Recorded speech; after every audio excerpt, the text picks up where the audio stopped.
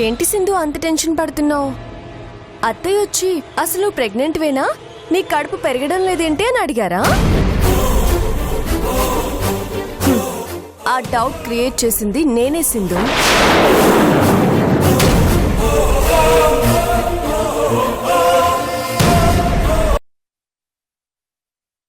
సిరి చూడు ఎన్ని జాగ్రత్తలు తీసుకుంటుందో. టైంకి టాబ్లెట్లు వేసుకోవడం, మంచి తిండి తినడం, నెల నెల డాక్టర్ దగ్గరికి వెళ్లడం, ప్రతిరోజు వాకింగ్ చేయడం, ఇవన్నీ చూస్తుంటే సిరే ప్రెగ్నెంట్ అనిపిస్తోంది. అయ్యో ఆంటీ, అదంతా నాటకం. బావని అంకుల్ని నమ్మించటానికి అలా చేస్తుంది. నాటకమైన నిజాయితీగా చేస్తోంది. నిజంగా తల్లి కాబోతున్న నీలో ఆ నిజాయితీ నాకు కనిపించడం లేదు. నేను చూస్తుండగా ఎప్పుడైనా టాబ్లెట్లు వేసుకున్నావా? ఆంటీ నాకు ఆ జ్యూస్ తాగాలనుంది, ఈ తిండి తినాలనుందని నన్ను ఎప్పుడైనా అడిగావా? ఇప్పటికి 4 నెలలు అవుతోంది నువ్వు నెల తప్పి. ఆ రోజు సిరితో వెళ్లడం తప్ప ఈ 3 నెలల్లో ఒక్కసారైనా డాక్టర్ దగ్గరికి వెళ్ళావా? కనీసం 2 రోజులకు ఒకసారైనా వాకింగ్ చేస్తున్నావా? నువ్విలా ఏమీ పట్టనట్టుంటే నాకు అనుమానం రాకుండా ఎలా ఉంటుంది? చెప్పు, నువ్వు నెల తప్పడం నిజమా అబద్ధమా? నిజమే ఆంటీ. నిజమైతే నేను చెప్పినవన్నీ ఎందుకు చేయడం లేదు? మాట్లాడవే. అది డైవర్స్ అగ్రిమెంట్ తర్వాత ఇంద్రాణి వాళ్ళు మన ఇంటికి రావడం, బావ సిరి పనులు చేయడం, తర్వాత మీ అత్తగారు ఆత్మొచ్చి నాతో పనులు చేయించడం, ఈ టెన్షన్లో పడి మర్చిపోయానంటీ. నిజంగానే మర్చిపోయావా? అయ్యో నా మాట నమ్మండి ఆంటీ, నిజం. మీకెందుకు అబద్ధం చెప్తాను చెప్పండి? సరే, జరిగిపోయిందేదో జరిగిపోయింది. ఇక నుంచి నేను చెప్పిన జాగ్రత్తలన్నీ తీసుకోవాలి. అలాగే ఆంటీ, మీరేం చెప్తే అది చేస్తాను. చెప్పండి, ఇప్పుడు నన్నేం చేయమంటారు? పద, వాకింగ్ చేద్దు గాని. ఏంటి అలా చూస్తున్నావు? చేయవా? అబ్బే, ఎందుకు చేయను? చేస్తాను. ఇప్పుడు నేను ప్రెగ్నెంట్ని కదా, చెయ్యాలి. పదండి. రా.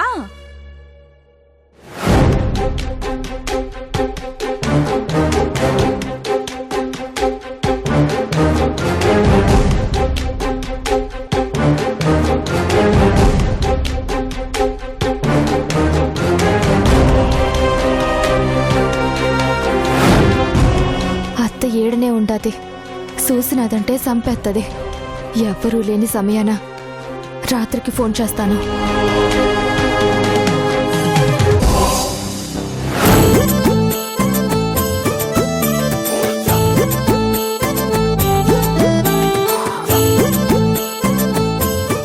సింధు, నువ్వు వెళ్ళి వాకింగ్ చేయమ్మా. అలాగే ఆంటీ.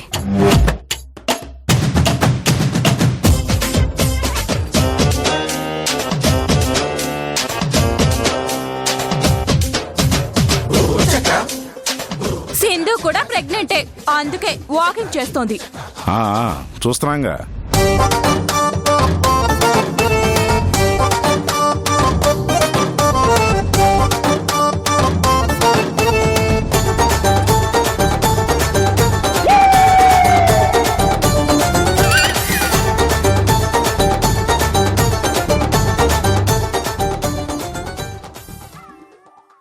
అయిపోయిందంటీ, వాకింగ్ చేసేసా. అప్పుడే అయిపోయిందా? సిరి, నువ్వెన్ని రౌండ్లు వాకింగ్ చేసావు? 10 రౌండ్లు సంజు. ఓహో. సింధు, అయితే నువ్వు 20 రౌండ్లు వాకింగ్ చేయాలి. 20 రౌండ్లా? నేను చెప్పినట్టు వింటానని చెప్పావు కదా. సరే ఆంటీ.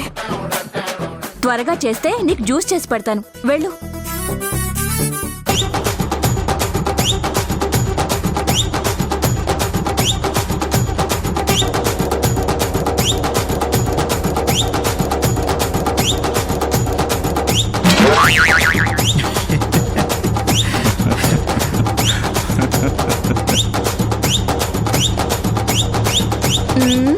అంతగా ఏం నవ్వక్కర్లేదు, నవ్విన నాపచేనే పండుతుంది.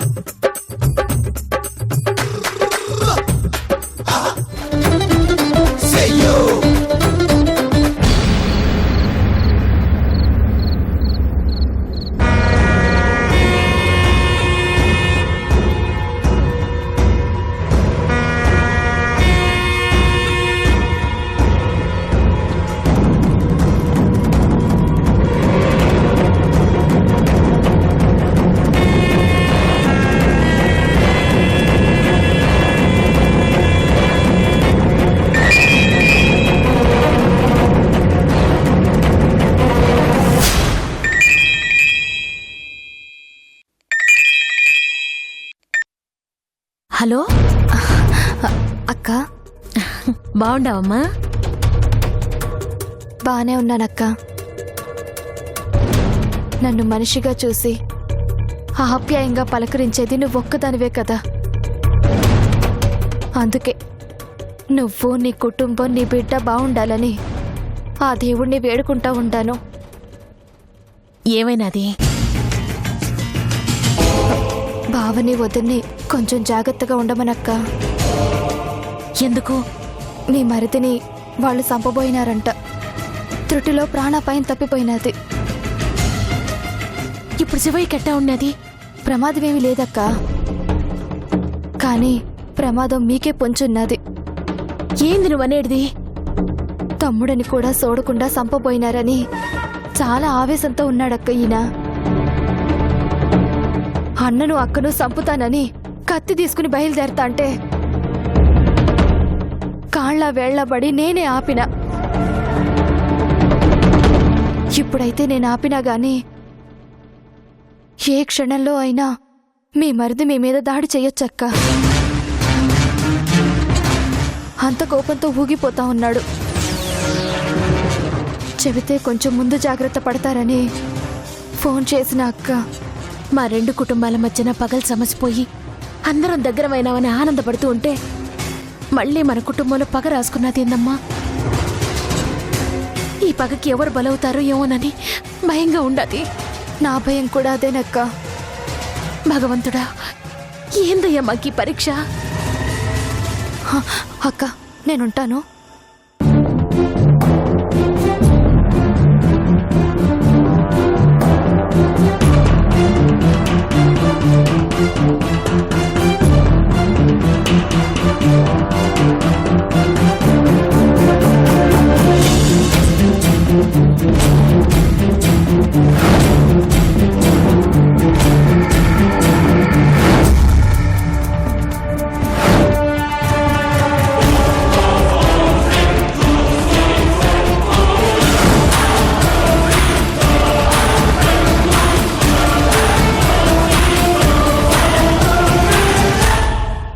ఎందుకిట్టా చేసినావయ్యా?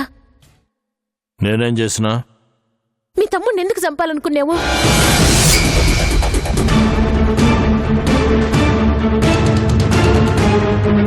నీకెట్టా తెలిసినది? రాసి ఫోన్ చేసినది. శివయ్య గాయాలతో మంచం మీద ఉన్నాడంట. వాడి పెళ్ళంతాళి గట్టిది, అందుకే చావు నుంచి తప్పించుకున్నాడు. వాడిని వదిలిపెట్టను. ఆగయ్యా, యాడికెళ్తా ఉన్నావు? ఆడు కోలుకునే లోపే ప్రాణం తీసొస్తాను. నీలాగే ఆడ నీ తమ్ముడు కూడా మిమ్మల్ని చంపుతానని కత్తితో మన ఇంటికి బయలుదేరినాడంట. రాసి కాళ్ళు పట్టుకొని ఆపినాది. రావాల్సింది ఉమాదేవి, ఇక్కడే నరికి పారేసేవాడిని. మనకి పగలు గొడవలు వద్దయ్యా. ఈ పగల వల్ల గతంలో ఏం జరిగినాదో తెలుసు కూడా ఎందుకయ్యా మళ్ళా ఇట్ట చేస్తా ఉన్నావు? ఎవడు పగలని రెచ్చగొట్టింది? వాడా నేనా?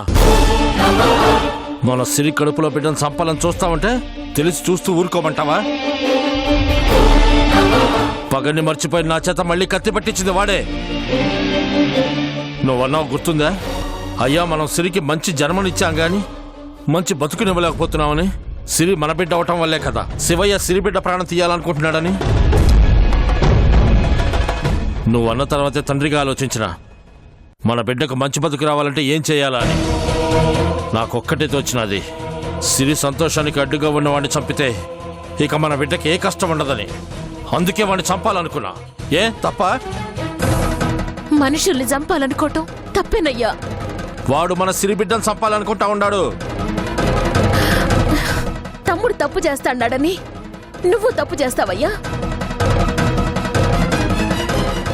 ఈ పగలు సావులు ఉండకూడదనే కదయ్యా మన సిరి సంజయ్కి దూరమై పుట్టింట్లోనే ఉంటూ మీరు పెట్టిన బాధల్ని ఓర్చుకొని మిమ్మల్ని మార్చుకొని అత్తారింటికి పోయినది. ఇప్పుడు పగలు తన్ని వెంటాడుతూనే ఉండాయని తెలిస్తే ఆడ సిరి ఎట్టా సంతోషంగా ఉంటది. అయితే ఇప్పుడు ఏమంటావు మాదేవి? వాడిని చంపద్దంటావా? వాడు బతికుంటే సిరిని ఏం చేస్తాడో అని నువ్వు ప్రతిక్షణం బాధపడుతూనే ఉంటావు. నీ బాధ పోగొట్టాలనే వాడిని చంపనీకి పోయినా. అప్పుడు అంతే, మా అన్నను చంపాలని చూసినారు. మా అన్న మంచోడు కాబట్టి మన రెండు కుటుంబాల మధ్యన ఏ పగలు ఉండకూడదు అనుకున్నాడు. అందుకే మన రెండు కుటుంబాలు మళ్ళీ ఒకటైనాయి. కానీ శివయ్య అట్ట కాదయ్యా, పగనే ఊపిరిగా చేసుకుని బతుకుతాండాడు. రేపు కోలుకున్నాడు అంటే తన్ని చంపబోయారు అన్న కోపంతో ఎవరిని ఏం చేస్తాడోనని భయంగా ఉన్నది. సిరినేమైనా చేస్తాడని భయపడుతున్నావా ఉమాదేవి? నేను వాళ్ళలాగా అన్నిటికీ తెగించి సిద్ధంగా ఉన్నా. ఇంకొకసారి సిరి జోలికి వచ్చినాడని తెలిసిందో మొక్కల కింద నరికేస్తా. సిరికి ఏదన్నా ప్రమాదం తలపెడితే తమ్ముడని కూడా చూడకుండా చంపుతానన్న భయం వాడికి ఇప్పుడు కలిగి ఉంటుంది. సిరి గురించి నువ్వేం భయపడమాక, ధైర్యంగా ఉండు మాదేవి.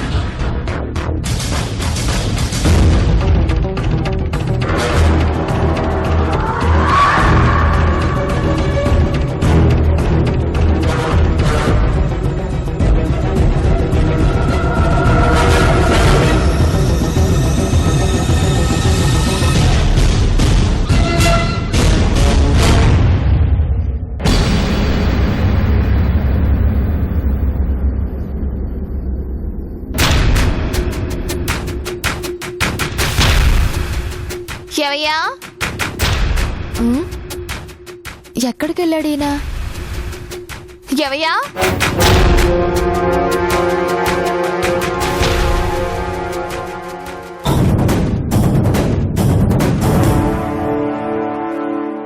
ఎవయ్యా? వసేయ్ ఇట్రా. శివయ్య గదిలో ఉంటే ఏడకొచ్చి పిలుస్తా ఉండావేంది? చూసినా అత్త, కానీ గదిలో లేడు. ఇంట్లోనే ఏడనో ఉండుంటాడు, పోయి చూసిరా పో. ఎవయ్యా?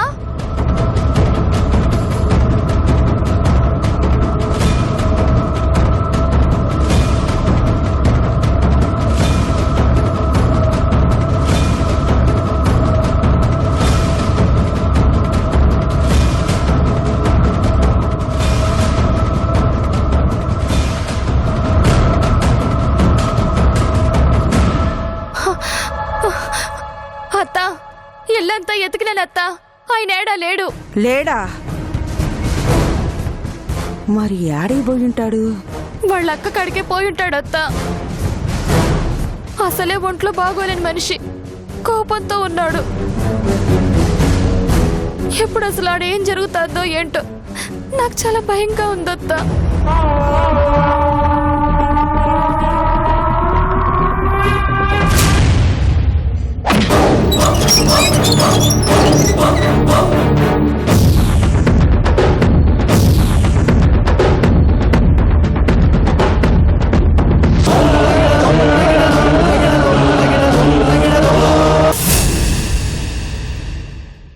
ఇంద్రాణి,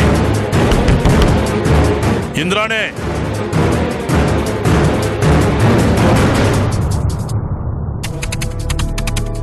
ఏందిరా ఇందిరమ్మని పేరు పెట్టి పిలుస్తా ఉండవు? ఒళ్ళెట్టా ఉండాది? పగోళ్ళని పేరు పెట్టే పిలుస్తారు, వరుసలు కలిపి కాదు. ఏందిరా రెచ్చిపోతున్నావు? అన్నా నువ్వు ఆగు. తమ్ముడు నువ్వు లోనికి రా. నీ తమ్ముడు చచ్చిపోయినాడు.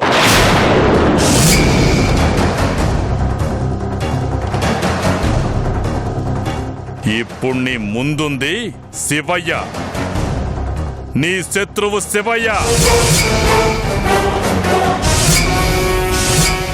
శివయ్య, ఇందాక నుంచి చూస్తా ఉండాను, పగ శత్రువులని మాట్లాడుతా ఉండవు. మనలో మనకి పగలేందిరా. లోపలరా, మాట్లాడుకుందాం. లోనికి రా శివయ్య. మనల్ని పగోళ్ళుగా చూసేవాడిని మన ఇంట్లోకి పిలవటం ఏంది ఇంద్రమ్మ? వద్దు. అన్నా నువ్వు ఆగు. నువ్వు లోనికి రా తమ్ముడు. నేను మీ మర్యాదల కోసం రాలే.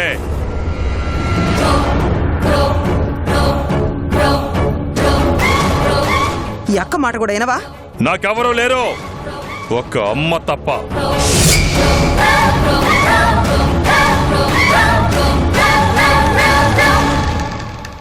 ఏంది శివయ్య అట్ట అంటావు? ఎంత కాదనుకున్నా మీరు ముగ్గురు ఒక తల్లి బిడ్డలు. కోపాలు పగలు ఇయ్యాలుంటాయి, రేపు పోతాయి. అనుబంధాలు ఆప్యాయతలే శాశ్వతం. అనుబంధం ఎక్కడుందది? మీ ఇంట్లో ఉందా, వీళ్ళ గుండెల్లో ఉందా? ఏందిరా పెద్ద పెద్ద మాటలు మాట్లాడుతూ ఉండవు? అసలు అనుబంధాల ఆప్యాయతల గురించి అర్థం తెలుసా? తెలిస్తే అన్న కూతురు బిడ్డని చంపాలని చూస్తావా? తెలుసు కాబట్టే మనింటి బిడ్డ సిరిని చంపనని మాటిచ్చా. సిరి కడుపులో పెరుగుతున్నది కూడా మన ఇంటి బిడ్డే శివయ్య. కాదు, పగోడి వారసుడు.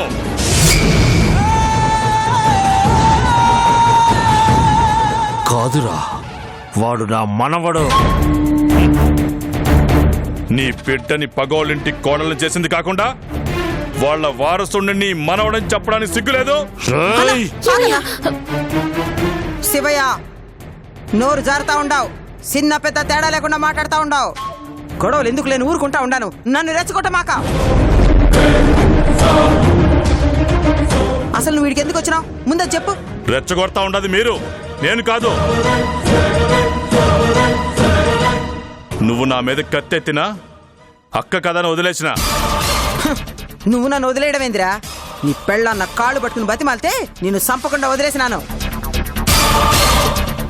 అది నా బిడ్డ లాంటిది కాబట్టి నువ్వు ఇంకా ప్రాణాలతో ఉండావు. లేదంటే ఈ దినానికి నువ్వు సచ్చి 3 దినాలు అయి ఉండేది. అమ్మ ముందు నా పెండ్లం ముందు నువ్వు గొప్పదానమని నిరూపించుకోలేకపోయినావు గాని నన్ను చంపాలని కోరుకుని చంపుకుని కాదు. అందుకే దొంగ దెబ్బ తీసినావు. నాకు తెలియదు అనుకుంటున్నావా? నాకు అంతా తెలుసు. నన్ను చంపేదాకా నువ్వు నిద్రపోవు. ఏందిరా తిక్క తిక్కగా మాట్లాడుతా ఉండావు? తాగొచ్చినావా ఏంది? నేను దొంగ దెబ్బ తీయడమేందిరా? అది ఇంద్రాణి చరిత్రలోనే లేదో. ఎవరైనా ఎప్పుడైనా ఎక్కడైనా సరే ఎదురుగా నిలబడతా, ఎదురు దెబ్బతీస్తా. అది మీ అక్కంటే పులిరా. పేరుకే పులి, చేసే పనులన్నీ దొంగచాటు పిల్లి పనులే. ఏయ్, ఇంకొక్కసారి ఆ మాట అన్నావంటే నీ నాలుక తెగ్గొస్తా. నువ్వు కోసిన నరికిన నిజం అబద్ధం కాదు. ముసుగులు వేసి మరి నీ మనుషులను చంపడానికి పంపించరా? హే, నేను సంపాలనుకుంటే గాజులేసుకున్న ఈ చేతులే చాలు. ముసుగులేసుకున్న మనుషులు అక్కర్లా. అలాగా? నిజంగా నువ్వు మనుషులు పంపించరా? అదేగా చెప్తా ఉండాది. మరైతే నన్ను చంపే చోట మీ అన్న ఎందుకున్నాడు?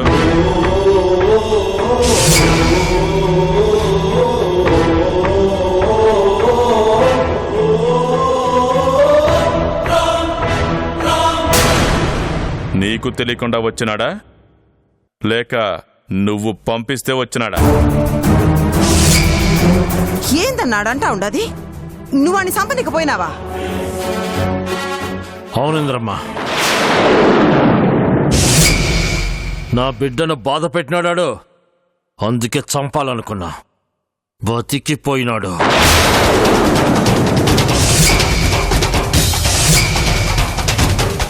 చంపేయాల్సింది నన్ను. నేను బ్రతకడం అది నా అదృష్టం కాదు, మీ దురదృష్టం.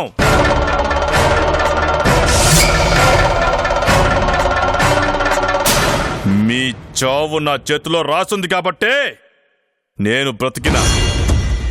ఆ విషయం మీకు చెప్పనికే వచ్చిన.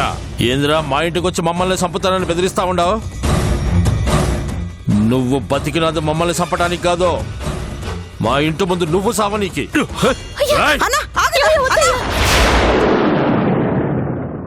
వీడు బతికుంటే మనకి ఎప్పటికైనా ఇబ్బంది అయిందిరమ్మా. చంపేస్తానన్న ఆపతో. వద్దన్నా, ఈయన్ని సంపనని ఈడి పెళ్ళానికి మాటిచ్చినానన్నా. వద్దు. మాటిచ్చినది నువ్వు, నేను కాదు కదా. చంపేస్తానన్నే. ఆగన్నా, ఆ కత్తిట ఇవ్వు. ఉమాదేవి, అన్న లోపలికి తీసుకెళ్ళు. అయ్యా, రాయ్యా, ఎల్లన్నా. రాయ్యా. ఎందుకు ఆపినావు? చంపుతానంటున్నాడుగా, రమ్మను. వాడో నేను తేలిపోతుంది. శివయ్య, ఎక్కువ చేస్తా ఉండవు. మరి అది ఇక్కడి నుంచి పో. నీ అన్నను చంపేస్తానని భయమా? నా చేతుల్లో నువ్వు సస్తావని భయం. నీ పెండ్లానికి ఇచ్చిన మాట యాడ నేను తప్పుతానని భయం. పోయి నుంచి. యుద్ధం మొదలైనది, సిద్ధంగా ఉండండి. మీరు చస్తారో లేక నేను చస్తానో తేలిపోతుంది. శివయ్య, మమ్మల్ని చంపాలనుకో, తప్పులేదు, క్షమించి వదిలేస్తా. కానీ సిరిని గాని సిరి అత్తారింటి వాళ్ళని గాని ఏమైనా చేయాలని చూస్తే ఏం మాట నన్ను ఆపలేదో ఎంటపడి మరీ సంపుతా. నువ్వు ప్రాణాలతో ఉండాలంటే నాతో పెట్టుకో. సావాలనుకుంటే సిరివైపు కన్నెత్తి చూసిన ఆ క్షణంలోనే నీ ప్రాణాలు గాల్లో కలిసిపోతాయి. జాగ్రత్త. పోరా. పో రా. పొమ్మంటూనే రమ్మంటా ఉన్నావు. వస్తా, మళ్ళీ వస్తా.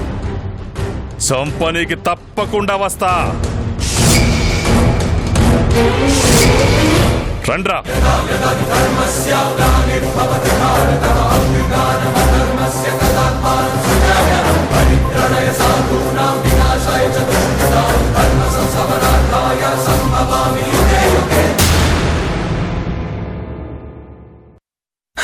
అదంతా ఒట్టి అపోహ సిరి. ఏం కాదు, తిను. పెద్దవాళ్ళు అంతగా తినకూడదని నమ్ముతున్నారంటే ఏదో ఉండే ఉంటుంది. వద్దులే సంచు. అరే ఏం కాదని చెప్తున్నాను కదా. ప్రెగ్నెంట్ లేడీస్ బొప్పాయి తినడం వల్ల ఏం ప్రాబ్లం ఉండదని డాక్టర్సే చెప్తున్నారు. ఏదైనా ప్రాబ్లం ఉంటే ఎందుకు చెప్తారు చెప్పు.